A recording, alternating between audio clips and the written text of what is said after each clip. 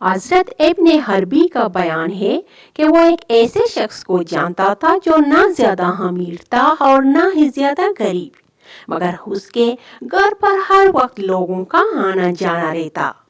हजरत फरमाते हैं, मेरा जब भी उस गली महले से गुजर होता, लोगों का एक हुजूम बना रहता। एक दिन मैं भी उस भीड़ का हिस्सा बन गया और उस हुजूम के साथ घर के अंदर चला गया। अंदर बड़ी ही शांति थी। हर बंदा एक कोने में बैठा अपनी बारी का इंतजार कर रहा था। मैं भी वहीं पर बैठ गया और अपनी बारी का इंतजार करने लगा।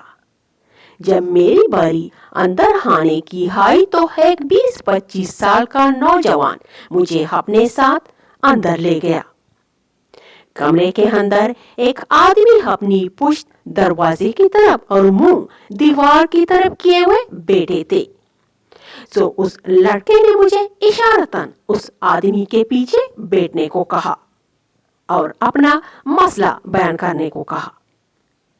मैं समझा जरूर कोई तावीज का चक्कर है।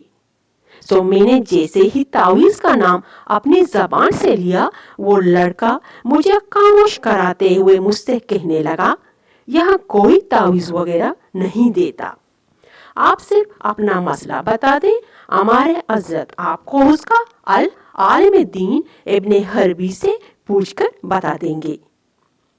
जब उस लड़के की जबान से मैंने अपना नाम सुना तो मैं हैरान हुआ कि इब्ने हरबी तो मैं हूं, ये कौन से इब्ने हरबी का हवाला दे रहे हैं।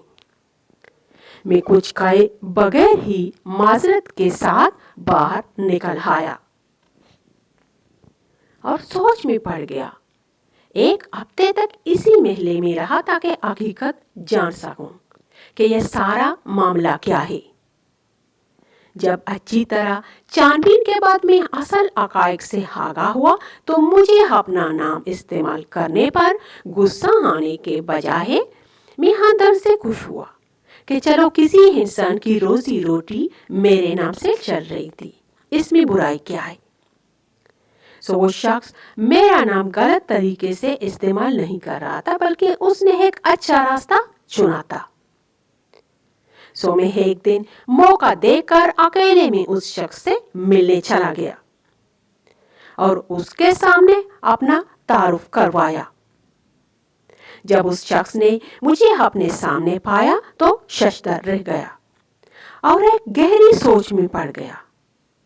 जब मैंने महसूस किया कि वो शख्स मुझे देखकर इज़्तिराब में मुब्तला हो रहा है तो मैंने उसे तसल्ली देते हुए कहा, घबराएं नहीं। फिर उसने मुझसे माफी मांगी कि मैंने बिना आपकी इजाजत के आपका नाम इस्तेमाल किया। वो आदमी यूं गोया हुआ कि मेरे पास कोई काम धंधा नहीं था, दिन फाकों में चल रहे थे।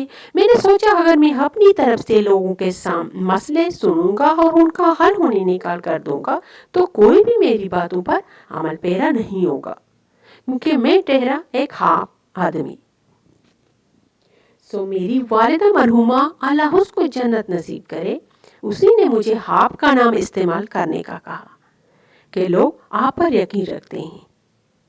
मेरी वालिदा आपकी बड़ी इज्जत करती थी। वो जब भी आपका नाम लेती उसकी आंखों में एक चमक दिखाई देती। वो आपसे बहुत ज्यादा मुतासिर थी। गाइस, हजरत इब्ने हरबी का ये सब बयान करने का मकसद सिर्फ इतना था कि वो लोगों को कायल करा सकें कि अगर किसी के घर का चूल्हा आपकी मरहून मिन्नत है तो ये आपकी खुशनसीबी है कि अल्लाह ने आपको इस नेक काम के लिए चुना है।